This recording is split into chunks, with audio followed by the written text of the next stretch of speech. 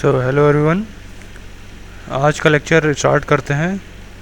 तो देखिए क्वेश्चन कह रहा है जो आपके सामने है, the magnetic flux density on the surface of iron face is 1.6 Tesla, यानी बी की वैल्यू आपको गिवन है 1.6 टेस्ला। यूनिट का हमेशा ध्यान रखिएगा। Which is the typical saturation level value for magnetic material. तो ये लगभग इतनी मैग्नेटिक फील्ड के बाद सेचुरेशन आ जाता है, यानी कि अपनी वो मैक्सिमम वैल्यू तक पहुँच चुका है। ठीक, फिर पूछा गया कि find the force density on the iron face. अब आपको क्या निकालना है, एफ निकालना है। तो मान लेते हैं कि एरिया जो है आयरन फेस का वो ए मीटर स्क्वायर है। ठीक, तो आपकी जो फील्ड हो जाएगी, फील्ड एनर्जी हो जाएगी, इसमें लिखा हुआ है consider the field energy in the volume content between the two faces with a normal distance x. जो निकल के आएगी वो आएगी 1/2 टाइम्स बी स्क्वायर, ठीक, A into X divided by mu. तो ए इंटू एक्स क्या बता रहा है आपको, वॉल्यूम बता रहा है, क्योंकि हम पहले क्या निकालते थे, एनर्जी डेंसिटी निकालते थे, यानी कि एनर्जी पर यूनिट वॉल्यूम निकालते थे। तो वॉल्यूम से आपने मल्टीप्लाई कर दिया, आपको total energy in the iron piece मिल गई। ठीक है, फिर जो भी आपका आयरन फेस था। अब मैकेनिकल फोर्स आपको निकालना है, तो F equals to minus of D W F upon D del X किया, यानी जैसे जैसे एक्स चेंज हो रहा होगा आप में फील्ड एनर्जी में डिक्रीमेंट आ रहा होगा। ये साइन बताता है, नेगेटिव साइन यही बता रहा है, इंडिकेट कर रहा है कि negative sign indicate that the force act in a direction to reduce X. ठीक, रिड्यूस कैसे होगा, जब आपका जो आर्मेचर था वो खुलना चाहेगा। ठीक, उसी डायरेक्शन में आपका एक्स रिड्यूस होगा। सो एफ जब आप निकालेंगे, उसका मैग्नीट्यूड निकालेंगे, तो क्या आ जाएगा, पर यूनिट एरिया के हिसाब से 1/2 times B square by mu. तो ध्यान रखिएगा पर यूनिट एरिया हम निकालना है, क्योंकि क्या पूछा गया, फोर्स डेंसिटी। ठीक, तो हम पर यूनिट के एरिया के हिसाब से सारी वैल्यूज़ डालिए, तो आपका कितना आ जाएगा 1.02 इंटू 10⁶, और यूनिट का ध्यान रखिएगा न्यूटन पर मीटर स्क्वायर। तो चलिए नेक्स्ट क्वेश्चन देखते हैं। नेक्स्ट क्वेश्चन क्या कह रहा है, कह रहा है कि एन इलेक्ट्रोमैग्नेटिक रिले जो आपको गिवन है, ठीक, is excited from a voltage source assuming the reluctance of the iron path of the magnetic circuit to be constant. यानी रिलक्टेंस जो है इस पूरे पीस का ये कांस्टेंट माना गया, यानी चेंज नहीं हो रहा है। Find the expression for the average force on the armature. तो यहाँ पे क्या पूछा गया आपसे, एवरेज फोर्स पूछा गया है। ठीक, when the armature is held in the position x. ठीक, तो जो गिवन पोजीशन है, जब एक्स दूरी पे इसका आर्मेचर है, उस पोजीशन पे पूछा गया कि कितना फोर्स, एवरेज फोर्स इस आर्मेचर एक्सपीरियंस कर रहा होगा।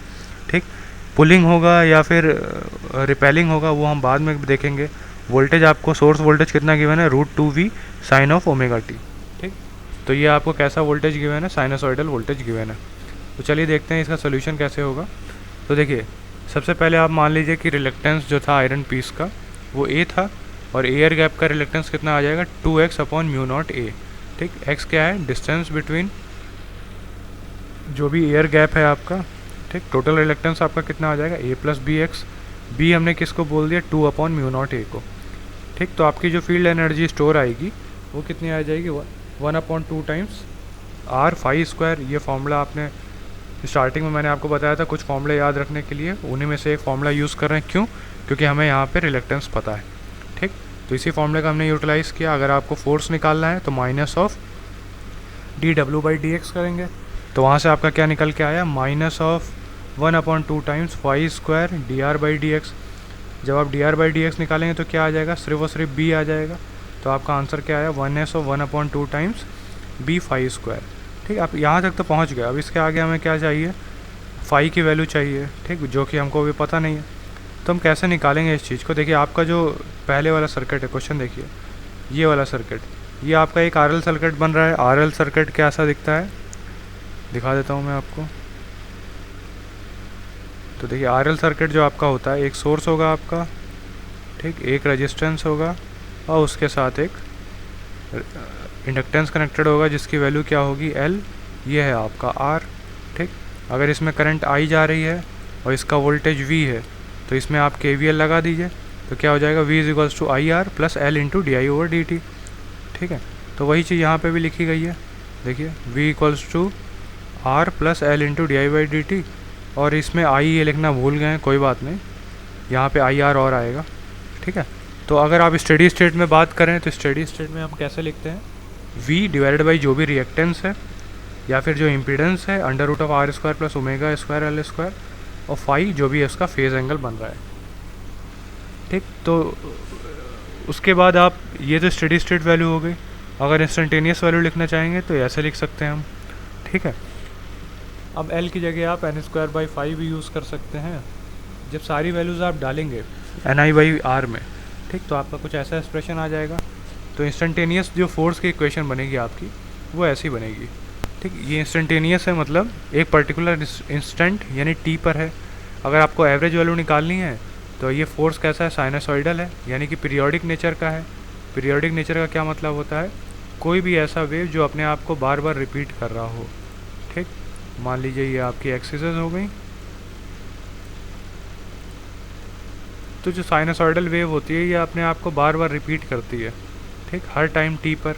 तो ये इसका टाइम पीरियड होगा, टाइम इस टी के बाद ये फिर से अपने आप को रिपीट करेगी, ठीक है। तो मान लीजिए इसका टाइम पीरियड टी था, तो 0 से टी एवरेज वैल्यू हम निकालते हैं, 0 से टी 1/t और जो भी आपका फंक्शन था .dt, ठीक।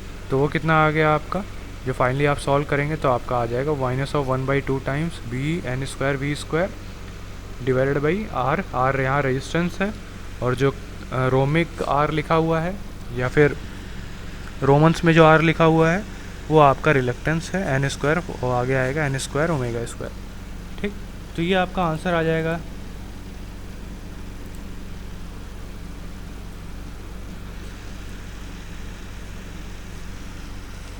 तो देखिए अगला जो टॉपिक है आपका वो है multiply excited magnetic field system. अभी तक हमने क्या पढ़ा था, single excited field system. Single excited हमने क्यों बोला, क्योंकि सिर्फ और सिर्फ एक सोर्स था, ठीक। अगर आप दो सोर्सेस को यूज़ करेंगे तो क्या बढ़ जाएगा, मल्टीप्ली या 2 एक्साइटेड सोर्स। यहाँ पे देख सकते हो आप, एक सोर्स से यहाँ एक्साइटेशन दिया गया, दूसरे सोर्स को यहाँ एक्साइटेशन दिया गया। अब ये सोर्स कैसा, आपने अगर सिंक्रोनस मोटर पढ़ी हो तो सिंक्रोनस मोटर में ऐसे ही यूज़ होता था। एक होता था आपका स्टेटर पे सप्लाई, ठीक, यहाँ पे स्टेटर है, और दूसरा आप रोटर को सप्लाई देते थे। रोटर सप्लाई कैसी होती थी, डीसी होती थी, ठीक। तो इसकी वजह से क्या होता था, दोनों में फोर्स एक्सपीरियंस होता था और ये रोटेट होने लगता था, ठीक। तो ये सेम प्रिंसिपल यूज़ होता है आपका किसके लिए, रिलक्टेंस मोटर के लिए भी यूज़ होता है, और आपका यूज़ होता है सिंक्रोनस मशीन के लिए भी। तो वही सिस्टम हम पढ़ने की कोशिश करेंगे। तो एक एग्जांपल भी इसमें दिया गया है। तो देखिए अब यहाँ पे 3 वेरिएबल्स आ गए। एक तो फ्लक्स लिंकेज ड्यू टू ये वाला λ1, एक फ्लक्स लिंकेज जो आपका सेकेंडरी जो भी आपका आर्मेचर है या रोटर है उसका λ2, और इन दोनों के बीच का जो एंगल है थीटा। तो आप यहाँ देख सकते हो फील्ड एनर्जी जो है किसका फंक्शन हो चुकी है, λ1 λ2 और थीटा का, ठीक। अब क्योंकि ये एंगुलर मोशन हो रहा है, लीनियर मोशन नहीं है, तो फोर्स की जगह हम क्या लिखेंगे, टॉर्क लिखेंगे, ठीक। तो टॉर्क क्या हो जाएगा, -dWf, फंक्शन किसका है, λ1 λ2 और थीटा का, डिवाइडेड बाई थीटा, ठीक। क्योंकि चेंज किस में आ रहा होगा, थीटा में आ रहा होगा। मान लीजिए ये रोटेट करेगा तो थीटा, अगर ये क्लॉकवाइज रोटेट कर रहा है तो थीटा बढ़ रहा होगा आपका, ठीक। तो विद रिस्पेक्ट उसके हमने डिफरेंशिएट कर दिया इसको। और अगर आप फील्ड एनर्जी की बात करें तो फील्ड एनर्जी देखिए दोनों सिस्टम्स की वजह से आएगी। एक जो I1 जो स्टेटर है आपका, स्टेटर में करंट कितनी है, I1, ठीक। और रोटर में करंट कितनी है, I2। तो दोनों की वजह से जो आपकी फील्ड एनर्जी आई वो कितनी आई, I1 dλ1 और I2 dλ2, ठीक। तो ये टोटल आपकी क्या आ गई, फील्ड एनर्जी आ गई, ठीक। तो इस चीज़ को भी ध्यान रखिएगा।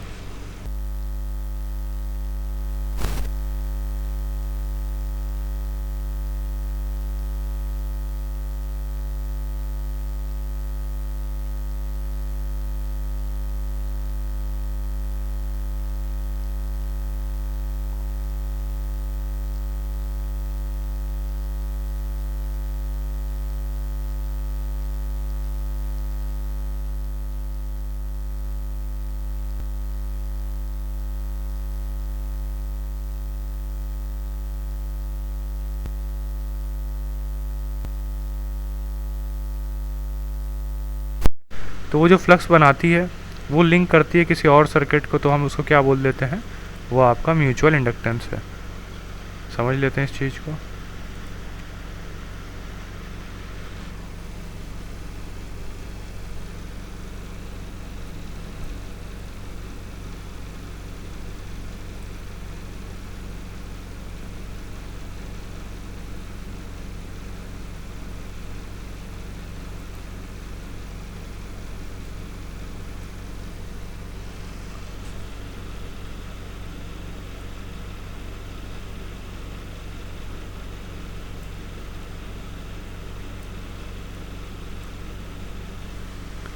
मान लीजिए इसमें करंट आई फ्लो हो रही है, ठीक, और कहीं दूसरी जगह कोई दूसरी कॉइल रखी हुई है, इसमें भी कोई दूसरी करंट आई टू फ्लो हो रही है, ठीक, इसमें करंट आई वन है, इसमें आई टू है, तो ये इसको लिंक करेगी।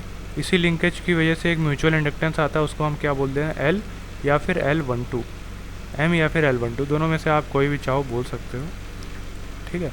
तो इस चीज़ का ध्यान रखिएगा, फिर हम आगे वाले लेक्चर में इस चीज़ को कवर करेंगे। अभी तक इतना ही रखते हैं।